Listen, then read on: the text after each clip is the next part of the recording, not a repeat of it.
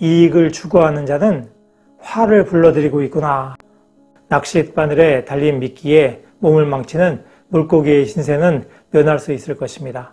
당랑박산이란 사마귀가 매미를 잡는다 라는 말입니다. 이는 눈앞의 이익에 현혹돼서 뒤에 올 근심거리를 생각하지 못한다 라는 말입니다. 어느 날 장자가 사냥을 즐기고 있었는데 남쪽에서 큰 까치 한 마리가 날아와서 장자를 스치고 지나가면서 근처에 있는 밤나무 숲에 앉았습니다. 까치를 본 장자는 황급히 화살을 꺼내서 까치를 겨누었습니다.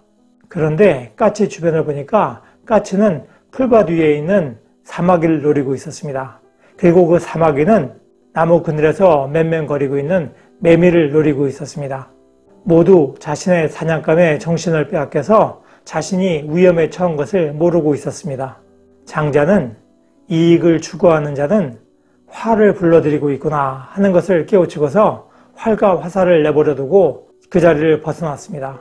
그러자 그때 밤나무를 지키는 자가 장자를 보고 밤도둑으로 여기고서 그에게 욕을 퍼부었습니다. 이는 장자의 삼목편에 나오는 이야기입니다. 한편 전환시절에 유향이 지은 설원에서는 당랑규선이라는 이야기가 있습니다. 당랑규선은 사마귀가 매미를 잡으려고 노린다 라는 뜻입니다. 오왕부차가 후방에 있는 월왕구천을 무시하고 패권을 노리고서 중원의 진나라와의 싸움에 몰두하고 있었습니다. 그러던 어느 날 아침 태자오가 젖은 옷을 입고 활을 든 채로 부차를 만났습니다. 그리고 옷이 젖은 이유를 묻는 부차에게 아침에 정원에 갔더니 높은 가지 위에서 매미가 울고 있었습니다. 그리고 그 뒤를 보니 사마귀가 매미를 잡아먹으려고 노리고 있었습니다.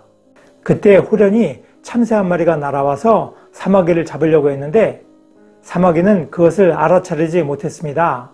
저는 그 참새를 향해서 활시효를 당겼습니다.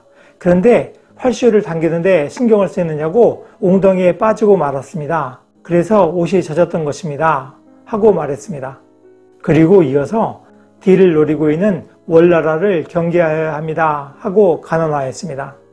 그러나 월나라에서 보내준 미녀 서시에게 빠지고 패권을 노리고 진나라와의 싸움에 몰두하고 있었던 부차는 화를 내면서 그의 말을 무시했습니다. 사실 오자서 같은 경우에도 부차에게 월나라를 경계하라고 간하다가 결국 죽게 되죠. 그 정도로 부차는 패권을 노리느냐고 후방에 있는 월나라를 거의 경계하지 않았던 것입니다. 부차는 자신의 포로로서 자신의 똥까지 먹었던 구천을 하찮게 보고서 그를 거의 경계하지 않았던 것입니다. 결국 패권을 노리고서 진나라와의 싸움에 몰두했던 부차는 후방을 공격했던 월나라와의 싸움에서 패해서 나라는 망하고 자신은 자결하게 됩니다. 이처럼 눈앞의 이익에 몰두해서 뒤에 따르는 근심거리를 생각하지 않는 것은 무척이나 위험한 일입니다. 전 국가대표 펜싱 선수인 남현희가 사기 전과가 있는 전창조에게 사기를 당했다는 이야기가 있습니다. 재벌집에 자식을 자처하면서 경호원을 거느리고 여러 대의 고급차를 가진 것처럼 위장했던 전 씨에게 사기를 당했다는 것입니다. 펜싱 선수였던 남 씨와 결혼을 약속하고 그녀를 임신시켰다고 알려졌던 전 씨가 여자로 밝혀진 것은 또 하나의 놀라움이었습니다.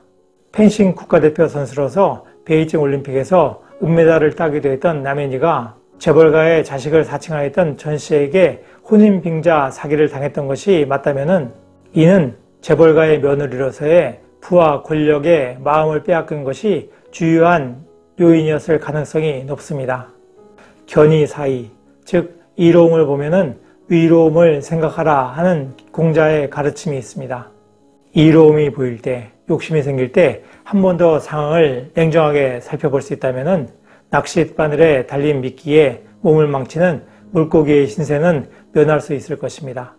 노력하는 여러분의 동반자, 동반TV입니다. 감사합니다.